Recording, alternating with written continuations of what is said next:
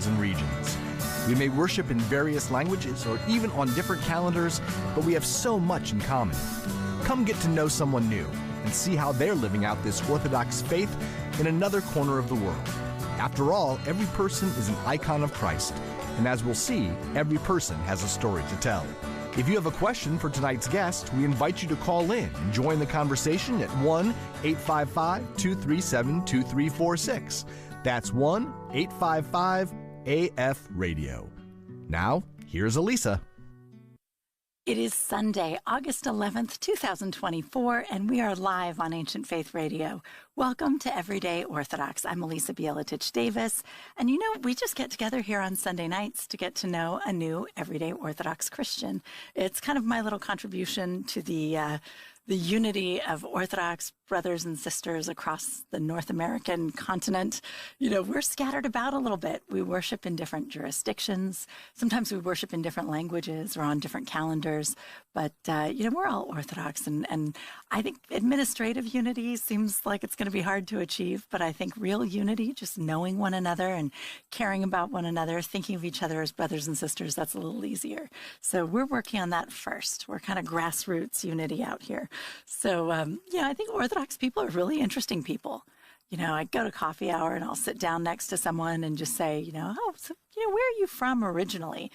And they start talking and they've got great stories, right? And I think it's because we have a lot of immigrant families, right? And so people grow up with these fascinating different stories and all kinds of interesting cultures and mixed up together. But also we have a lot of converts, and the converts all come from different places. And a lot of converts, I just feel like we find Orthodoxy in all different ways, and it's always a fascinating story. But even outside that conversion story, I think people are just interesting. So here we are to talk to another Everyday Orthodox Christian. I'm glad you're with us. Matushka Trudy Richter is also with us. She's producing in the studio in Chesterton, Indiana, and she'll answer the phone. If you have any questions, you can call 1-855-AF-RADIO. That's 1-855-237-2346. Matushka Trudy will answer your call and put you right through so that you can ask any questions you like. We are streaming live, of course, on the AFR app at ancientfaith.com and also on YouTube, where you can actually see our smiling faces. And you can also catch us on the AFM page at Facebook, on Facebook Live. All right. Without any further ado, let me tell you about tonight's guest, because this is really exciting. Tonight we have Dr. Cyril Gary Jenkins. And so he's Gary Jenkins, converted, became Cyril Jenkins. You can use either name. But Cyril is a university professor. He was actually he was the chair of the history department at Eastern University. There's a whole Orthodox Institute. We'll ask him about it and he can tell you about it at Eastern University, which is really cool. There's a whole group of Orthodox scholars there. And then as well, though, he did not just stop with that. He's an author, he's a podcaster, he's a blogger. He's written all kinds of fascinating things. And actually, he just started selling an online course on the history and character of atheism, which sounds kind of fascinating. So I'll be asking a few questions about that. And Gary, he was Gary at the time. Gary converted 24 years ago to Orthodoxy, becoming Cyril magically, just like that. And so we're going to hear a little bit about that journey and how that's been for him. And all right, well, I think I covered all of it. Cyril, how are you? Welcome to the program. Elisa, thank you so much. I'm happy no end to be here, honestly. So. I'm thrilled to have you. I'm thrilled. I always love talking to you. It's always a great conversation. I'm thrilled. But what I don't know actually is where did you start out? Like, where were you just born in Pennsylvania and you've always been in Pennsylvania all your life? No, I was born in Baltimore, and Nice. So originally came from there, the land of crabs and the Baltimore Orioles, which are an on-again, off-again love affair for me because, well, for many reasons. But I grew up in a fundamentalist household, and my father was a carpenter, and that's kind of how I worked my way through university, was as a carpenter. And so, I still have most of my hand tools. I still keep them around. That's great. because my wife doesn't always want to pay for things. So, What kind of carpentry did your dad do? Was he like building houses or furniture? Or what was yes, he doing? he did remodeling. He built houses. He built cabinetry. He did a lot of stuff. He started very young after he got out of the Merchant Marines, right after the war. And so I learned a lot from him. And of course, I learned a lot by doing things stupidly and figuring out for myself how they should be done. And it's kind of like me telling my students, my Latin students, that I had the worst possible Latin professor ever. It was me, because I had by the time I picked up a Latin grammar, I had about 6 years of Greek under me, both as an undergraduate and a graduate student. And I thought, oh, this will be okay. It's just, I know Greek.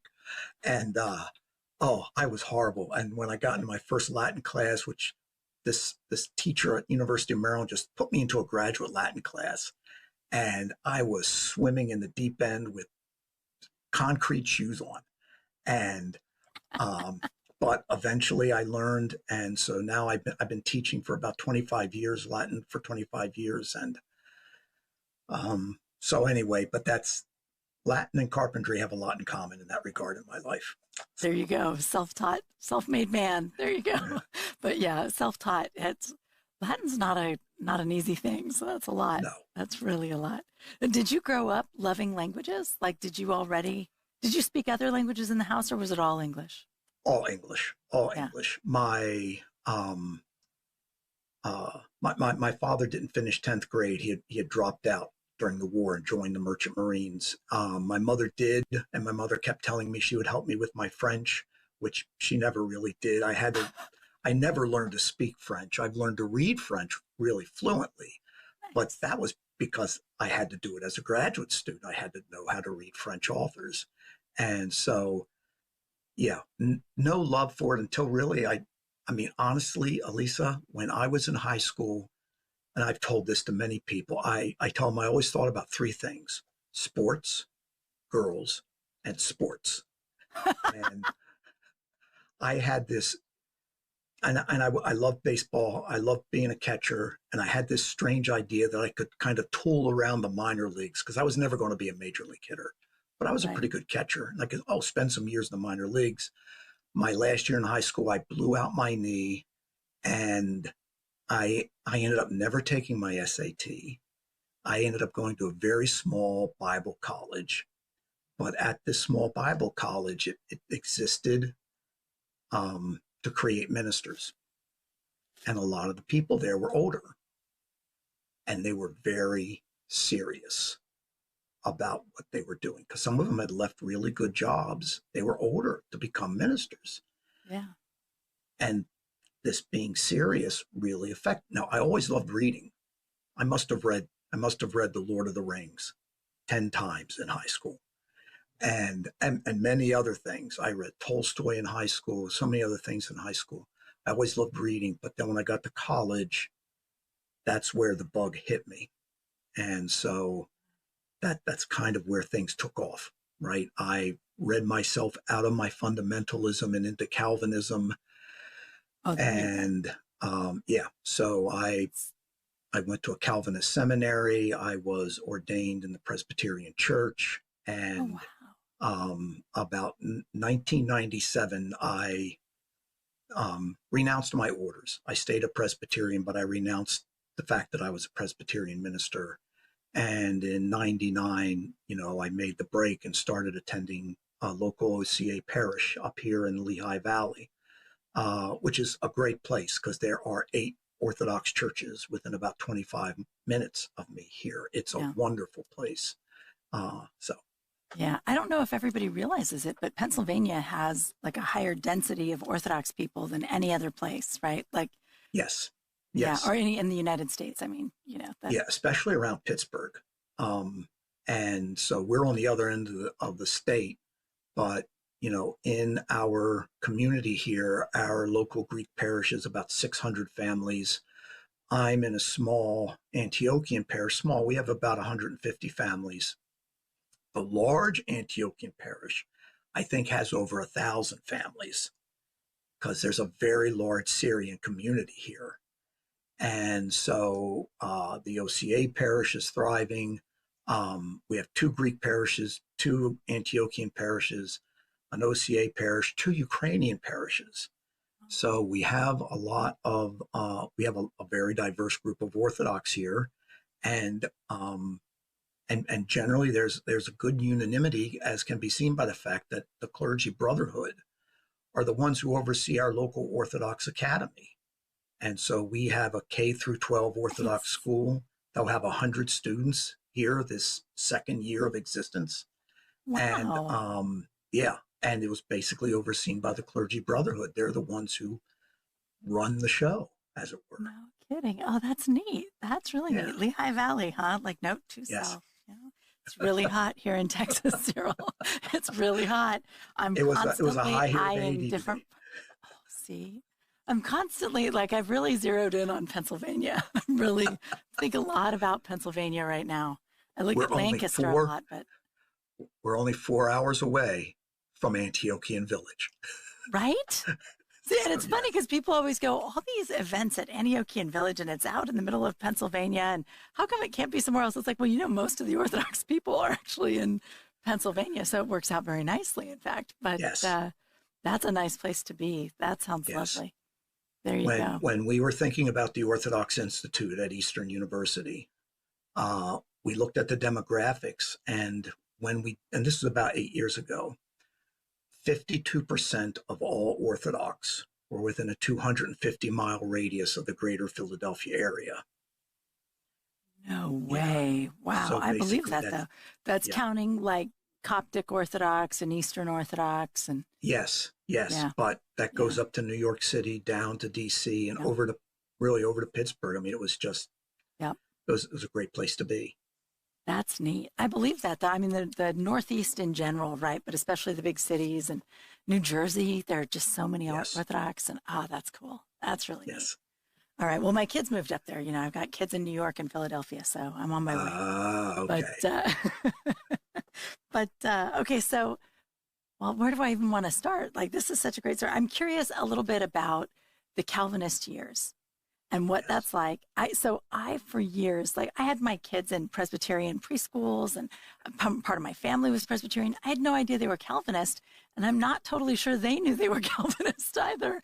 And so I'm always curious about that. I always ask when this comes up, you know, so when you were in the Bible college, you came in fundamentalist, and then you moved to Calvinism. What was that process like? And how is being a Calvinist Christian different from being a non-Calvinist Christian?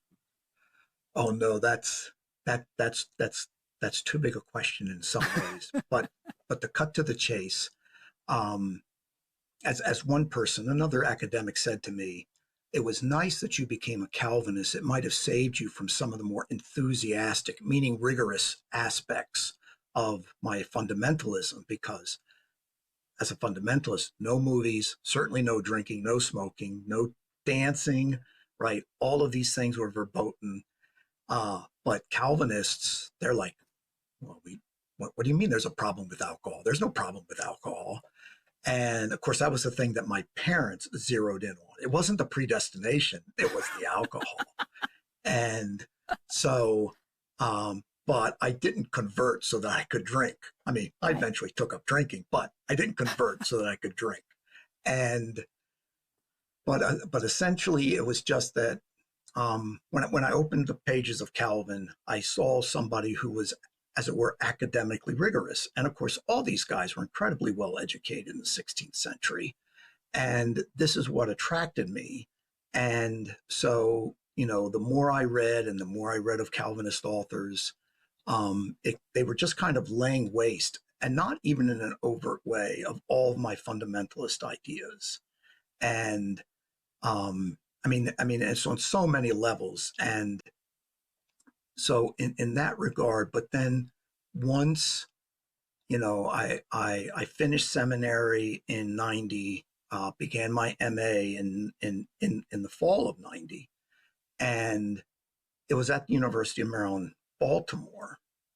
And there was a historian there named Aristides Papadakis. Oh, probably not Greek, right? No, Wow. no, not in any way. Actually, I think I've encountered his name here and there reading and stuff, but tell me about it. Well, he's written several books. Yeah. 2 of his books are published by St. Vlad's at the moment. And he was the most wonderful, charming man. He had graduated from Holy Cross off to Columbia and did his PhD in Byzantine history. And that's basically, I just kind of walked into his class on Byzantine history with my eyes wide shut. And he just would say things. And I'm just like icons, like stuff that I had never thought about, because in my little Calvinist bubble, you only think about these things in one way. But he's just making these kind of off the cuff. I'm not asking the questions, other students are. And I'm just like, great balls of fire. What is going on here? And it slowly started shifting my mentality. And slowly but surely it was eroding. Not completely, because I was part of a Presbyterian group that thought, oh, we want to have communion every Sunday.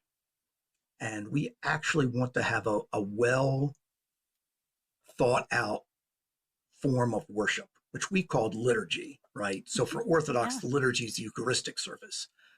For the Calvinist, liturgy just means anything having to do with ritual whatsoever. I didn't know that, actually. Okay. Yes. Well, and that's kind of fair. I mean, theoretically, that's really what liturgy is. It's just we don't ever talk about any other liturgy but the divine liturgy. Exactly.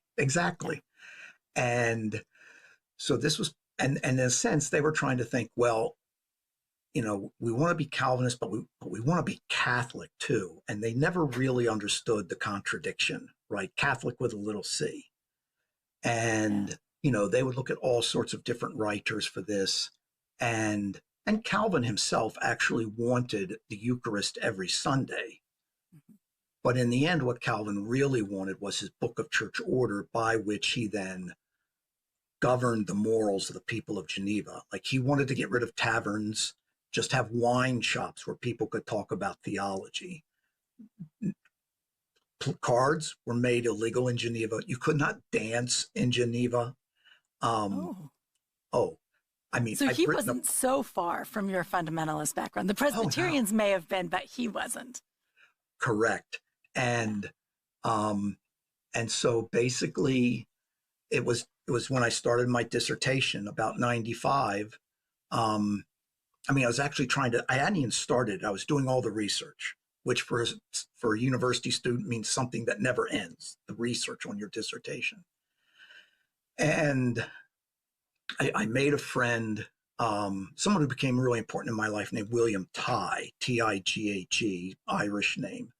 And Bill taught at a local college where I did some adjuncting, and we became friends. Well, Bill was an Eastern Rite Catholic who had this intense admiration for the Orthodox, and actually said to me, Gary, I think you actually should start thinking about this. Like, he wasn't trying to browbeat me into Catholicism. Oh, he was ready to argue, but he wasn't ready to browbeat me into Catholicism, because he fully accepted the Orthodox Church as part of the body of Christ and a church. And it came to my chrismation. And he and I have traveled everywhere, but he gave me a series of tapes on the Trinity that was done at the old Rose Hill College. Oh, wow. And this one tape, he said, you need to listen to this. And the title of the lecture was Father, Glorify Thy Name. And it was Father Patrick Reardon. Oh, beautiful. And the man who did the rejoinder to Father Pat was a United Methodist theologian from SMU named Bill Abrams, who for a long time was thinking about becoming Orthodox, but I don't think he ever did. And Abrams made this statement about, every single reform movement in the church, he said, is actually an exercise in revising what we think of as the rule of faith. And this is exactly what Calvinism was. It was a revision of the standards of how to think. And this is what Lutheranism was too. Right. This is my favorite illustration. Then I'll let you ask another question. I'm sorry, because it's your show. No, keep going. This is great. So Luther in 1519, he's already under the ban. He's not excommunicated, but he's under the ban. He's suspect. And he goes to Leipzig, where he's going to observe a debate. One of his colleagues is debating a Catholic theologian named Eck. Eck doesn't want to debate the colleague. He wants to suck Luther in, which he manages to do. And he says to Luther, if your doctrine of justification by faith alone is true, what need we to pray for the dead? And it's obvious Luther had never thought about this question before. So Luther just simply responds, I renounce prayers for the dead, because he immediately saw the logic. Yep. And then X says, then what do you do with Maccabees, where they clearly pray for the dead? And Luther says, I reject Maccabees. In other words, Luther's doctrine of justification by faith alone became the standard for what is and isn't scripture. Yeah. Right? And now that wasn't the illustration that popped into my head right away. What popped into my head was the guy I was doing my dissertation on. And from that moment, I still remember where I was sitting at a red light, getting ready to turn onto the road to go to Eastern University. And it hit me, Elisa, like a ton of bricks. And I mean, I can pretty much mark the end of my Protestantism from that moment, from listening to that. And now that was in 95. It still took me a few years to work all this out, but yeah. So, but that's huge, right? Like this idea that, okay, so he's got this idea of justification by faith alone, and it doesn't fit scripturally. So we have to remodel the scriptures. We have to throw out whole books, right? I mean, he almost threw out the Epistle of James because it doesn't fit. And instead they just denigrate it, right? They're like, well, it can stay, but it's bad, Like, right. Yeah. An epistle of straw is what he called it. That's right. So, That's right. Yeah. Yeah. It's it's a bold move to start editing the Bible. It's really, that's bold. That's not something I would dare personally. To say the least. Wow. So you're in the car and you're having this understanding. Now, at this time, though, are you still a Presbyterian minister? Oh, yes. Oh, yes. Oh, that's awkward. And, well, it's awkward, but it was kind of like, okay. So I was still under the illusion, because one of the, they have so many mottos, the Protestants, right? Faith alone, grace alone, scripture alone, priesthood of all believers. They just kind of keep generating them. But one of the ones is that the church is always reforming. And in a sense, this may be a sentiment I can have about myself, that I should always be turning to God. But the idea that the church is always reforming, that is another animal altogether, a horse of a different color. Right. But see, that's how I was still thinking. That's like, okay, how can I massage this into where I am? Because I wasn't ready to give up on predestination. I wasn't ready to quite give up on all these other things. I had already come to question a great deal of stuff, but at least I was like a walking, and this is something that every PC user will understand, I was a walking blue screen of death, right? I just didn't realize it. And so this was what was, and it was just like, and I had an office, someone in the office next to me who was a Calvinist, a brilliant man. He was an American historian. He was a really big name. He's now at Princeton University, published about 15 books on Lincoln and the Civil War, all these things. I mean, the guy is just, I love him, but at the same time, we have so many disagreements. But I said to him one day, I said, so as a Calvinist, you say that grace precedes faith because God has to change us so that we can have faith. I said, but when you come to the Eucharist, Calvin said, oh, I have to have faith or the Eucharist is of no benefit to me. And he's like, huh. And so, right, because for Orthodox, I mean, if I come in unbelieving and with sin in my heart, I can be eating and drinking condemnation. But God is always present and always ready to forgive, right? Fear of God and faith and love draw near. God is there ready to take us. For us, the Eucharist is so central. For Calvin, it became a way, as it were, to regulate people's lives. And the Presbyterian church I was in was part of this. Like, we excommunicated people and barred people from the table. Now, we always tried to, as it were, get them to repent. Right. But there were times when people fell into sin. And so the whole idea of a sacrament of reconciliation and forgiveness, of confession, was completely absent.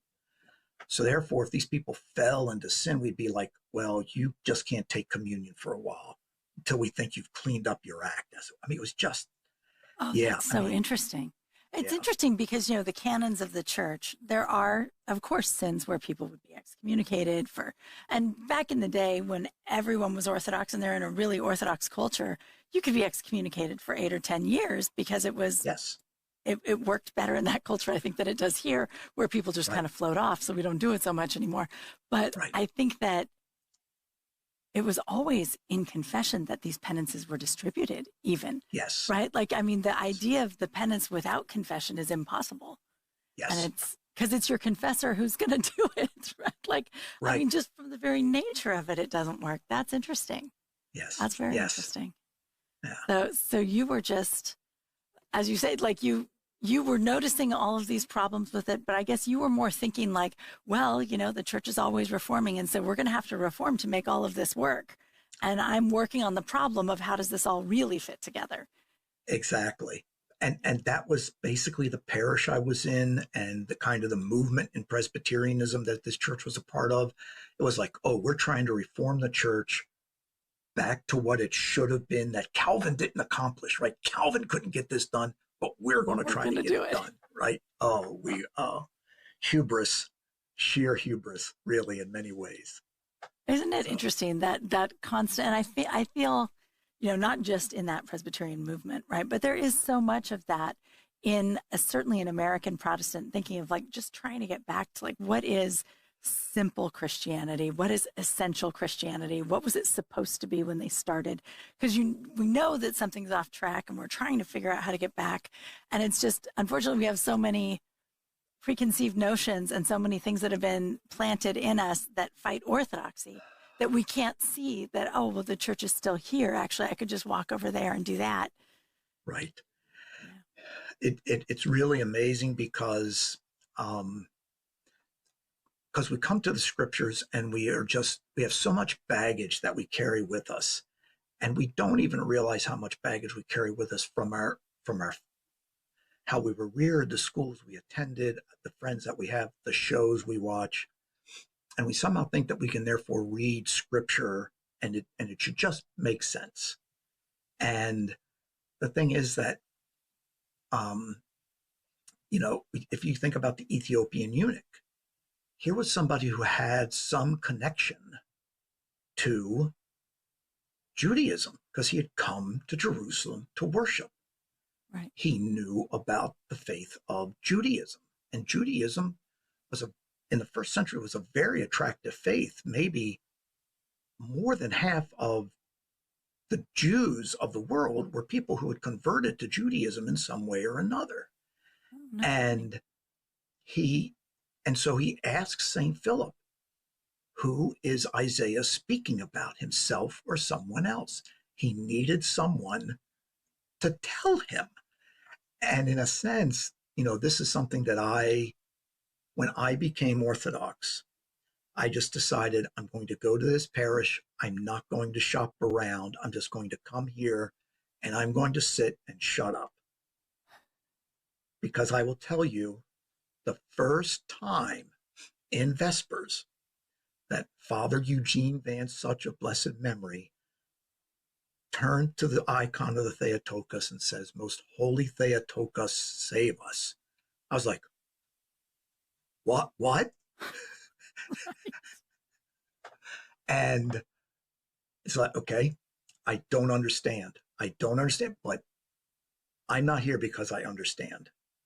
And right, in a sense, it's not this understand in remembrance of me, right? It's this do in remembrance of me. And that's what I had to learn. And so, I basically thought I can't, if I want to write, I need to write about history, right? I'm not going to write about Orthodoxy. And I did teach a class on Orthodoxy, but I tried to keep it as academic as possible. But it was inevitable. I had all these students, many of them Calvinists, who were like, wait a second, what about this? What about this? I remember one time I had this really bright girl. She just yelled at these other guys, right, who wanted to argue in class. Will you shut up? It's just a course. So anyway, yeah, but learning to sit and be quiet. Yeah. Yeah. Well, I mean, that's there, especially for those who teach and for who always know the answer and stuff. That's what conversion is for a while, right? It's just sort of sitting and receiving. Absolutely. Exactly. But we're going to take a very short break, and we'll be back in just about a minute. And I just want to remind our listeners, you're welcome to call in if you like. 1-855-AF-RADIO. That's 1-855-237-2346. We'll be right back. Everyday Orthodox with Elisa Bieletich-Davis will be back in a moment. Give Elisa and her guest a call at 855-237-2346.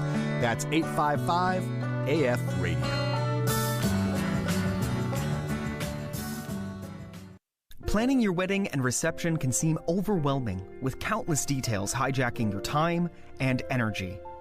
In the book Crowned, an Orthodox Christian wedding guide, authors Krista Fedorchak and Delaney Clodfelter help you identify your big three priorities to guide your decisions while keeping the emphasis on marriage as an Orthodox Christian sacrament. Use this resource to help you simplify the process and keep Christ at the center of your wedding day. Now available at store.ancientfaith.com. Again, that is store.ancientfaith.com.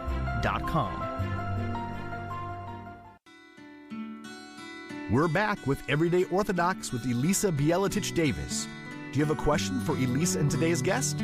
Call in now at 855-237-2346. That's 855-AF-RADIO. Here again is Elisa.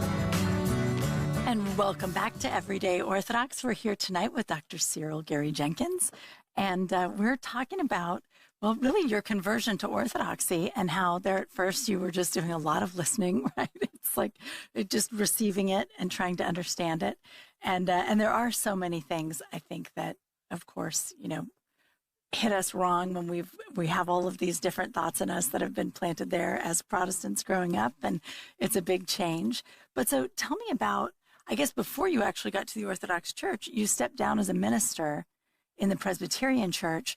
Was being a minister at that point your primary profession, or was it something you were doing in addition to being a professor?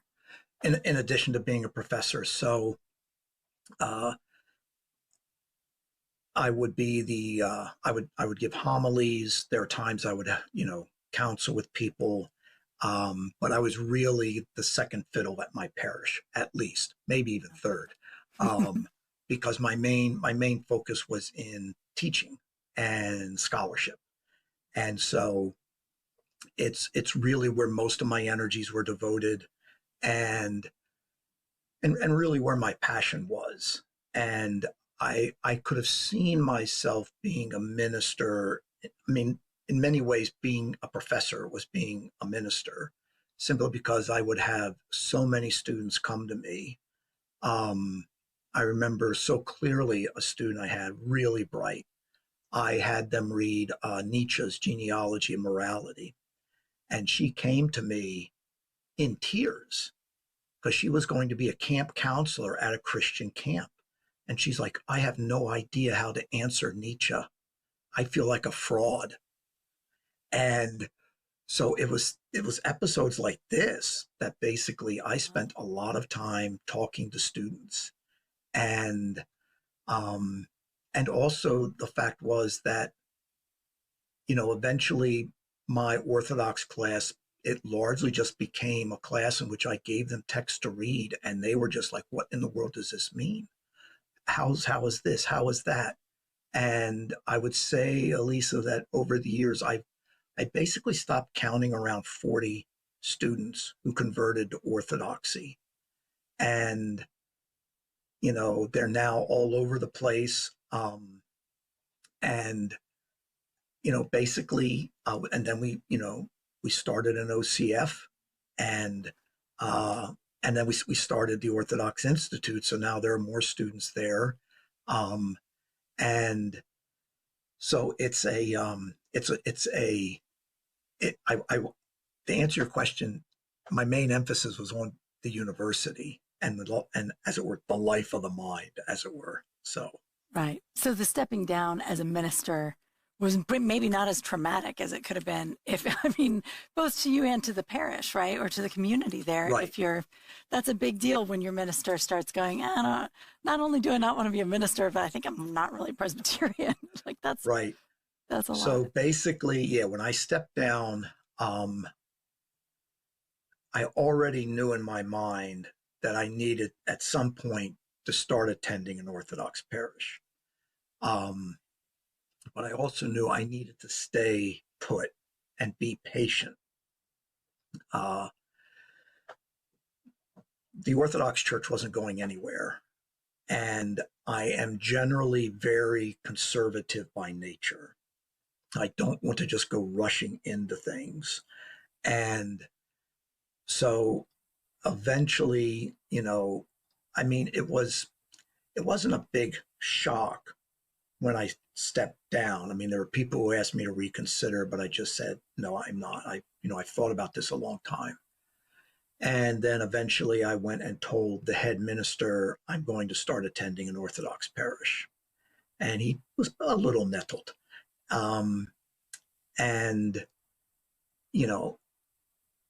I didn't understand everything. I wasn't 100% sure. But at the same time, I've come to realize that once we have people come to where I attend St. Paul's and Emmaus, PA, once people start attending there or they start coming, it's an admission that where they are doesn't have the answers. Yeah. And they're looking. And so that is kind of how I think about my role now is, how do I help these people get the answers? Because I don't even always know their questions, honestly. But right. Yeah. And it can be different for everyone. Absolutely. Exactly. Wow. Exactly. Wow. It's interesting, though, too, when you think about, you're taking all of this time to sort of think through orthodoxy and to make sure that it's the right choice. But gosh, without even experiencing it, it's so interesting because, yes, there are the church fathers on the paper. There is the theory of the Orthodox Church, and then there's the practice. And the truth is the practice is the transformative thing, right? It's not the theory. And so, it's like you can study Calvin and be a Calvinist. I don't know if you can study Orthodoxy and become Orthodox. I think you really just have to be in the church. What was it like for you to try to transition over to that, to sort of the living thing? Yeah. So one of the things that was kind of encouraging, because it was, first and foremost, it was a big struggle. Great Lent, right? And I remember there was an older lady in my parish, and she said to me, I admire you converts because you come in here after all these years. She says, when I grew up, peanut butter and jelly, that's just what we ate during Lent. And yeah. So it was a big but it was also a transition because, in a sense, to go back to a computer analogy, I was like getting rid of my PC and downloading Mac or Ubuntu, right? Yep. It was completely different categories of thought. And it's actually how I begin my Orthodoxy class, that all of the categories of thought in Orthodoxy are in many ways very different than what you think of as evangelicals. And in some ways, it was rearranging all of those, the primacy on the development of virtue and the change of character that comes through the internal disciplines. All of these things are necessary, which are largely absent in the Calvinist world. In the Calvinist world, it's basically you believe and you obey. Well, those things are true in Orthodoxy, but the content of what both of those terms mean is completely different. And, you know, if I was a fundamentalist or a Calvinist, doing certain things are considered, you know, verboten. And of course, in Orthodoxy, there are things that are verboten too. But it's, you know, it's kind of like, for me, fasting. Fasting is an enormous part of our lives. And it's an enormous part of our lives because it helps shape our will in conformity to giving up ourselves. It's part of taking up our cross. And it's part of us realizing that our life is not our own. And therefore, for Orthodox, there's no sin in not fasting. The sin is in neglecting the discipline and the end of fasting. And it's just a completely different way to think about life. And so, yeah, it's more than just rearranging the furniture. It's more than just rearranging the furniture. So it sure is. Absolutely. Absolutely. So as you're going along, so you're becoming Orthodox, you're teaching Orthodox classes. At what point and why was it decided that you were going to create an Orthodox Institute? Like how did that come about? It was just kind of I would almost say an accidental thing, but there was a friend, Seraphim Dankert. Seraphim was at Princeton University, and he was attending a Greek parish there, not far from Princeton. And he was working for one of the VPs. And there was a fellow there who wanted to buy a piece of property in the Lehigh Valley that had been a Roman Catholic seminary and turn it into a college. And his priest said, you know, you need to see this guy, meaning Seraphim. So Seraphim kind of got on the horn to me, on the horn to then Matthew, later Father Matthew Baker, a bunch of others of us, and like, look, let's try to make this happen. And basically, this fellow who had a lot of money to put into this wasn't really interested in Orthodox school. He just wanted a college that he thought would teach Euclid, right? And in the end, he was a loose cannon. But the upshot is that I ended up driving my Bishop Thomas, somewhere, and Bishop Thomas was in on this. And Bishop Thomas is like, well, you know, I would rather us devote our resources and energy to schools that will work with us. And we hired a consultant, and he had focus group meetings. And one of the focus group meetings he had at Eastern, it snowed 8 inches that day. But Bishop Thomas showed up, and a number of other priests showed up. And Bishop Thomas laid out the numbers of Orthodox students every year who enter college because they put it on their ACT, SAT scores. And he says, we could get you those if you want to work with us. Well, in the end, all that Eastern saw was more students. They really didn't want to work with us. I mean, some guys were like upset because we were going to create an Orthodox ghetto or something like this. But in the end, the Honors College and the whole culture there, they loved the Orthodox because Orthodox students would come there and they would thrive. Mm-hmm. And so to this day, one of the biggest feeder places for the Honors College is St. Philip's Antiochian Orthodox Church, Father Noah Bashelli, who's head of St. Amelia's. Oh, no. And now Eastern itself, they've kind of put the jelly in evangelical. They almost have no doctrinal statement. And but as one priest said to me, he said to me, he says, "Yeah, Cyril, all that stuff you tell me about Eastern, that's pretty horrible." He says, "They're still better than 99% of all the other schools out there." I was kind of like, "Father, that's not a really high bar, you know." But there are a lot of great people at Eastern. Their math department is great. Their physics department is great. Their biology department's great. Their history department is still really good. But they, they're a small school that's trying to survive. Their honors college, though, is really, really good. And some years ago, the dean came to me and says, "Gary, as many Orthodox students as you can send me, I will take." And so we actually have a very strong influence in the honors college. One of the students just was chrismated the other day. And it's been a really good relationship. So I only teach part-time at Eastern now. I also teach at a classical school where two of my former Orthodox students are, who basically help run the show there. And so, the Institute, we offer courses on Byzantine Empire, Russian history, Middle East history, Orthodoxy.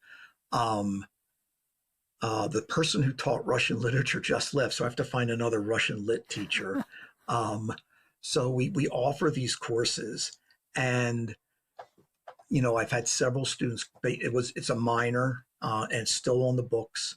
They can take Greek as well, and so it's all there. But we also have the OCF, which is the big thing, and many students have become deeply invested in St. Philip's, which is about 30 minutes away. But St. Philip's is one of these parishes where they've spun off multiple Orthodox churches. And, it's just a great parish. And Father Noah sends his kids there. And the one priest attached to them, he's the head of the OCF, Father James Thayer. We had another local priest, Father Emmanuel Paternikis, who was from the Greek Archdiocese. He also worked with us. We had a professor, a young man, 37. He taught our course on the Desert Fathers. He up and died from a massive infection. He was 37 years old. And this was devastating because the students loved him. He used to have vigils, and he was just such a brilliant young man. And Tim Becker. And, many people here in Pennsylvania knew Tim. Edith Humphrey knew Tim really, really well. And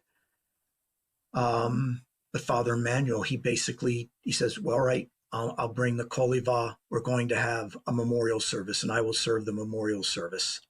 And so, all the students were there. And there were students from the university, graduates, who showed up to Tim's funeral, who were just like, we only knew about him. We had to come. So, so it's a great tight-knit group. In many ways, a lot of the things we don't do at Eastern anymore. We still have what's going on at Eastern. And we still have Orthodox faculty who are part of it. But we now do publishing. We've published a number of books. We published a book on Charlotte Mason homeschooling. We're getting ready to publish 2 more books of poetry. And we're publishing a book on, it's called, Are We All Gnostics? I'm sorry, I'm getting the title mixed up. Are We All Cyborgs Now? Oh, that's a great title. Technology. It's on technology. And it's like 460 pages. It is so good. And it'll be out, I hope, by the middle of September. because I cool. plan on hawking it at the Touchstone Conference. So anyway. What is the name of the publishing house? Like, how do we find that online? So it's called BasilianMedia.org. The website is in definite need of updating, which will happen over the next week or so, because we've actually published a couple titles that aren't on there. So my most recent book, I decided I'm just going to go ahead and publish it with that. And so, yes, but Basilian Media. And right now, Ancient Faith carries our book on Charlotte Mason education. Hopefully they'll carry others. If I scream about it enough, maybe to Melinda, it'll happen. But anyway, at the moment, I'm not screaming about it to Melinda. So anyway, but this basically, the press, it's a going concern, and it helps us subsidize things that we do. We have a conference coming up on Orthodoxy and education, and it basically subsidizes that. It subsidizes a conference we're having on Tolkien and Orthodoxy, which we host every year. Yes. And so, but it's Basilian Media and Publishing. So Basilian for St. Like Basil Society. Like St. Basil, Basil, exactly. and then IAN, and then correct. Media. Yeah. Right. Well, and what is the name of your new book? Because you sent it to me. It's about angels and demons. The title is, and so I was like, oh, is this book just entirely on angels? It's not. It's on all sorts of stuff. No. The Perilous Realm. A Perilous Realm, Confronting Dragons, Angels, and Saints in the Ordering of the Soul. Right. You don't even say demons, but I had decided it was demons. And I tried, I was like, there's no demons in here, but it's a good book. I like it. Well, I mentioned demons once in a while, but it had to do with Saint Benedict. And it's really about, ordering the soul, ordering the life of the mind, ordering the life of the soul. It's reflections I've had for years, my interaction with students, my interaction with my own life, and in consultation with many others. And it's in some senses, there's a very, very well-known book by a Roman Catholic Dominican, Cyril Jenkins, called The Intellectual Life. It's highly regarded, but it's basically about, how do you organize the life of your mind? And for the Orthodox, the life of the mind is really important, but that's not all that we are. And, the mind is necessary in the ordering of the will and the appetites, but they all work together. Mm-hmm. And we're not just intellects walking around, on stilts. Right. So how do we do this? And so that's really what the book is aimed at. So that's I was very impressed. I liked it very much. So I hope our listeners pick one up. It's not on the website yet, but it's probably on Amazon. No, Perilous. It is on Amazon. Yeah, very much on Amazon. Yeah. Yeah, no, that's great. It's really neat. I think it's wonderful that you're starting to produce books, because you have all of these wonderful thinkers, teaching, but we want you to be accessing the outside world a little more. Send us some more stuff. This is great. Okay. That is great. But and tell me also, I want to know about the online course that you're doing. And is that through the university? How is that working? So this is something I've been thinking about for a long time. And essentially it was a way to teach things that I'm not necessarily teaching at university, and I'm not going to get to teach at the university, because there's only so many courses. You've got to teach ancient Greece this year, and you've got to teach ancient Rome this year, and you've got, right? And it's I really want to teach this. I really want to teach that. And, since I'm not the head of the department anymore, I don't get to decide what I get to teach. And, but, basically I've taught intellectual history, European intellectual history, and then almost every course that I've taught, from the Renaissance to modern times, it's basically teaching the great books of those periods. And so, I'm making my students read Freud. I'm making them read Marx. I'm making them read Nietzsche. I'm making them read Camus. All of these individuals I'm having them read, that are giving them such cold sweats as evangelicals, Voltaire. It's like, I just need to have a course on atheism. So I have a website. My blog used to be called Lux Christi, Light of Christ. Mm-hmm. So that's my website, luxchristi.co. Father Andrew said, that's for Colombia, right? And I'm like, well, I've got to launder the money somehow. Anyway. So Lux Christi, Lux Christ with an I at the end, Latin, light of Christ.co.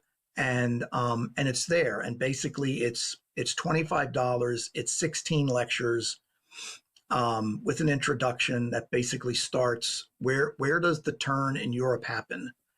And it really, in a sense, begins with the Reformation in kind of an accidental way, up through the French Enlightenment, through the German thinkers, Comte, Marx, Feuerbach, on to Freud, on to Nietzsche, on to these others. And I kind of end with a lecture on the modern atheists who aren't that modern. They're really not new and clever, as it were. But it was interesting because the two best writers, as it were, answering the modern atheists, neither are really Christian. One is a mathematician named David Berlinski, who just really went after them, Berlinski did.